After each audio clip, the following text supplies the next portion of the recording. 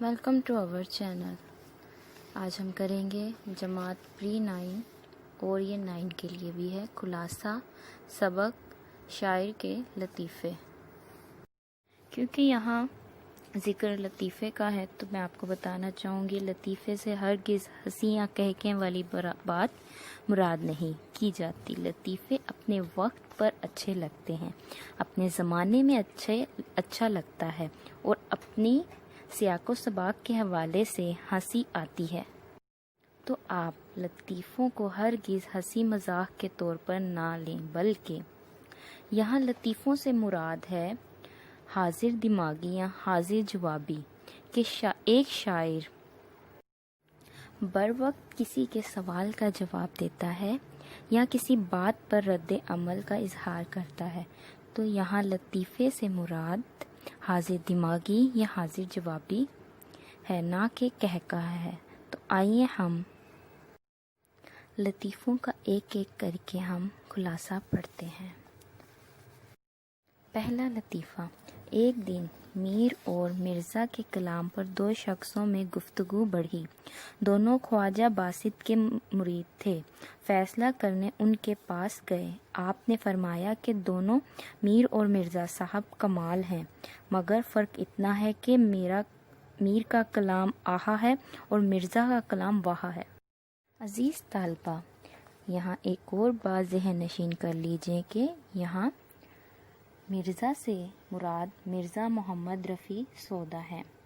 ہر مرزا کے بارے میں تصور نہیں کرنا چاہیے کہ وہ مرزا غالب ہے، بلکہ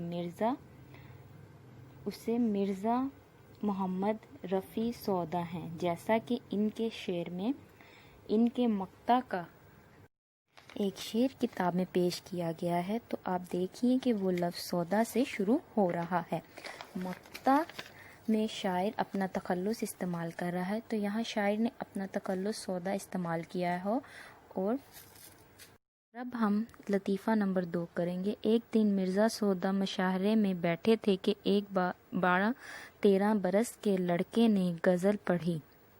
مرزا مطلع سن کر چونک اٹھے اور کہا کہ میاں لڑکے جوان ہوتے نظر نہیں آتے، خدا کی قدرت کے ان ہی دنوں میں وہ لڑکا جل کر مر گیا۔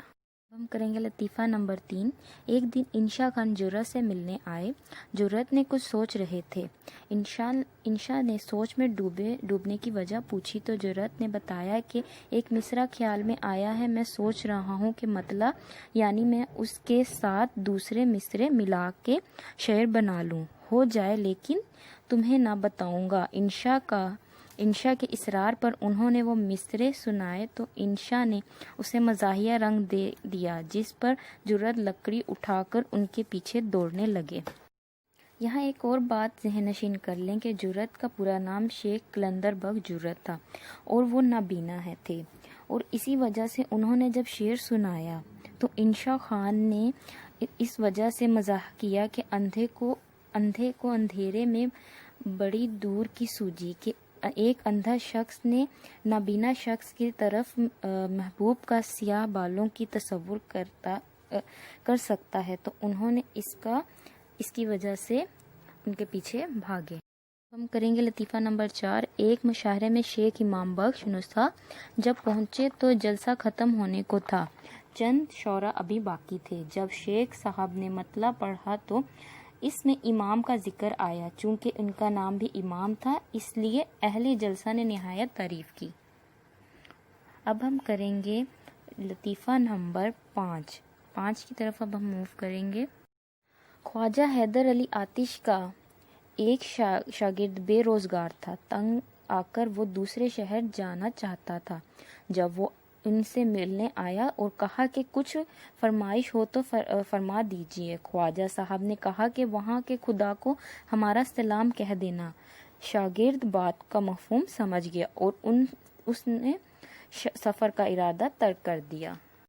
بات کا مفہوم کچھ یوں تھا کہ وہاں کے خدا کو سلام کہنا کے مطلب کہ جو خدا یہاں رزق دے رہا ہے وہی خدا وہاں رزق دے رہا ہے، تو اسی لیے جو خدا تم یہیں بیٹھ کے اس خدا سے رزق مانگو اور اس سے دعا کرو۔ تو شاگرد اس بات کا مفہوم سمجھ گیا اور سفر کا ارادہ ترک کر دیا۔ اب ہم کریں گے لطیفہ نمبر 6۔ ایک دن معمولی دربار تھا۔ ابراہیم ذوق بھی حاضر تھے۔ ایک مرشدزادہ ایک مرشدزادی کی طرف سے ایک عرض لے کے آیا اور بادشاہ سے کچھ کہہ کر رخصت ہو گیا۔ حکیم احسن اللہ خان نے کچھ پوچھا تو صاحب علم نے جواب دیا کہ اپنی خوشی سے آئے اور اپنی خوشی سے چلے گئے۔ اس سے مراد یعنی ہمیں دنیا کے اندر ہماری زندگی لے کر آئی ہے اور اسی دنیا میں ہماری موت ہمیں لے کر جائے گی۔ تو انہوں نے اس جملے کو ایک شعر کے انداز میں تبدیل کر دیا۔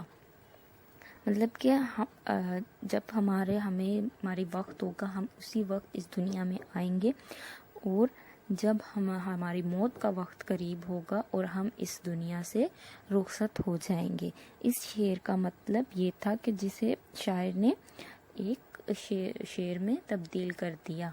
ٹھیک ہے، تو اب ہم کریں گے لطیفہ نمبر 7۔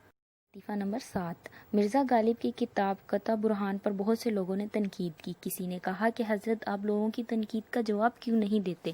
مرزا نے جواب دیا کہ بھائی، اگر کوئی گدھا تمہیں لات مارے گا تو کیا تم بھی مارو گے؟ یعنی مرزا غالب نے وہ تنقید کرنے والوں کو گدھے کی ٹانگ سے تشبیہ دی۔ جس طرح ایک گدھا بلا وجہ لات مار دیتا ہے اور تو اس کے بدلے میں ہم اسے ٹانگ نہیں مارتے، کیونکہ اسے ایک جانور اور حیوان سمجھ کے اس کے حال پہ چھوڑ دیا جاتا ہے۔ غالب نے کہا یہ تنقید کرنے والے دراصل گدھے ہیں۔ اگر میں ان کا جواب دیتا ہوں گا تو مجھے بھی ان کو فرق نہیں ہوگا، مجھ میں اور ان میں کوئی فرق نہیں ہوگا۔ اگر آپ کو ہمارا چینل پسند آئے اس کو لائک کریں، ہمارے چینل کو لائک کریں، سبسکرائب کریں۔ تھینک یو، اللہ حافظ۔ Thank you for watching our video.